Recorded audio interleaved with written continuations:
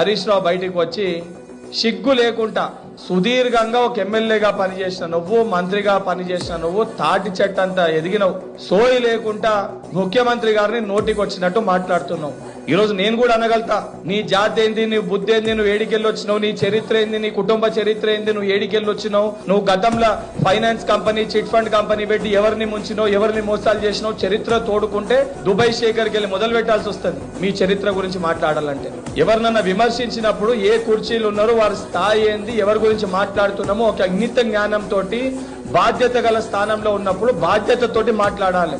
దిగజారిపోయి ఇక జనాల్లో ఏదో మాట్లాడితే నేను హీరోనైతా, లేదా నేను గట్టిగా మాట్లాడితే మా మామ నన్ను చూస్తాడు, రేపు పొద్దున మా మామ కుర్చీ నాకు ఇస్తాడని చెప్పి నువ్వు తాపత్రయ పడుతున్నావేమో, కానీ మీ మామ ఎట్టకేలకి ఆ కుర్చీ అలా కొడుకే ఇచ్చుకుంటాడు తప్ప నీకు ఇయ్యడు.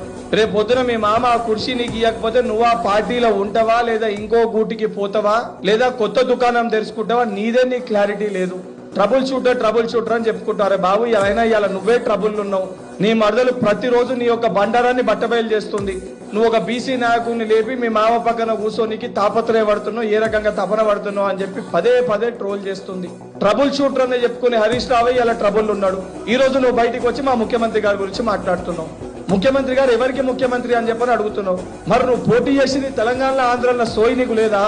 మీ పార్టీ మరి తెలంగాణలో ఉందా, ఆంధ్రాలో ఉందా, సోయి నీకు లేదా? రేవంత్ రెడ్డి గారు కాంగ్రెస్ ప్రభుత్వం మిమ్మల్ని ఏ రాష్ట్రంలో ఓడగొట్టింది మర్చిపోయినవా? లేదా మీ మామతో ఉండి మీ మామకి ఏదైతే మతిమరుపు వచ్చింది నీకు కూడా మతిమరుపు వచ్చిందా?